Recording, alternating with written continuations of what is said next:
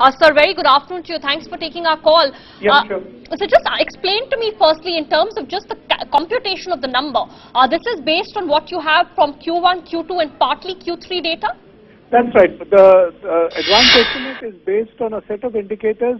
We take the position roughly till the end of December, more or less you can take it, whatever information has come in, some maybe a little after that as well.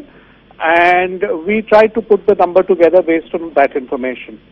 So then the margin of error, sir, what does it end up being?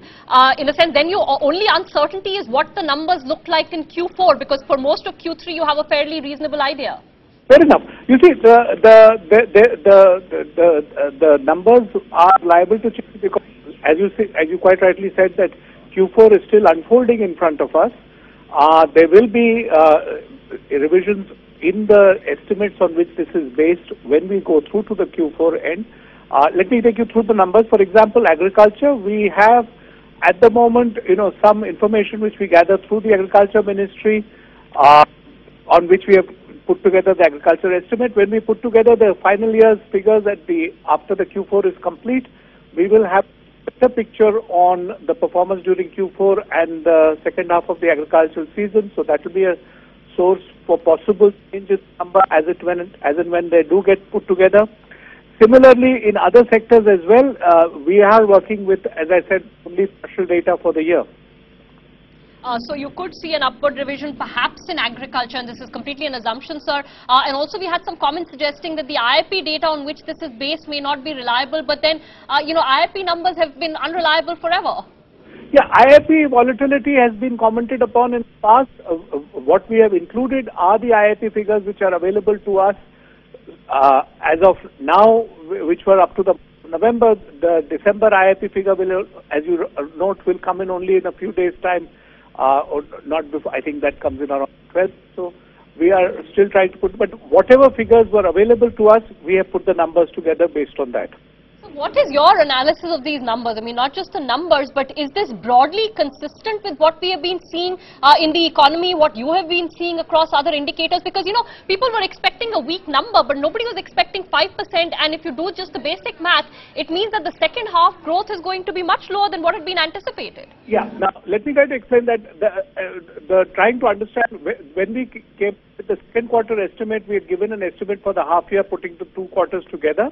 Now, this number has come in lower than that. Now, if you look at the factors which have come in lower, we can try to sort of go through each one and try to understand why that is coming in slower, principally on 3 major things. One, for example, is in construction. The third quarter figures for the factors which we had used to analyze construction, steel consumption, etc., has gone much slower in the third quarter.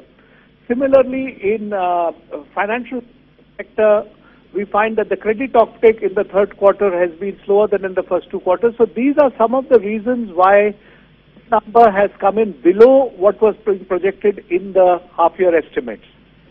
So services, sir, is basically where the weakness is now showing, which actually, from an economic logic point makes sense. If you had so many months of weak industrial growth, at some point it does have to show up on the services side. That's right. Now, remember one thing. These are numbers based on data as is available to us. We are not doing any projections based on what is likely to happen to the economy. So if there are activities taking place, if there are policy actions which government takes and so on, which lead to changes at the ground level, they will show up in the numbers later when they start appearing. And if that happens, we are, of course, when we produce the estimate in June or later next year, we will get the full year's picture based on that. We will have a better picture of what the year is. This is precisely what it says. It's an advanced estimate of the economy, and it reflects the picture as it stands now. That point is taken, sir. I want to get a quick thought on the expenditure trends. Again, personal consumption expenditure is up just 4%. Gross fixed capital formation seems to be up just 2.5%. So, any read into those numbers? And one particular point, there's been a large change in stocks component, which is suggesting an inventory build-up, sir? I'm not paid attention to that, so I'm not sure I can answer that specifically. Let me see. Change in stocks is a little high. Yeah, change in stocks is higher than that. I've not thought through what the change in stocks is, but broadly what we find is consumption expenditure is marginally higher than last year.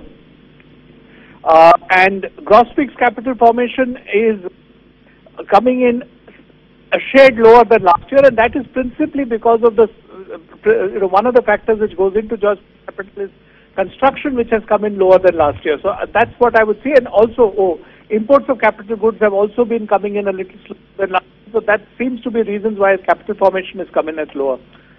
Okay, got that. So just one last question. Is there a typical margin of error that these estimates, tend to reflect within the actuals in, what? Very hard to say. I mean, because remember, this is based on partial year's data. It's very hard to say because that depends upon how the economy actually performs over the next 3 months and what the final year's figures will come out to be. Remember, this is not an accounting estimate as yet. This is still an indicator-based estimate.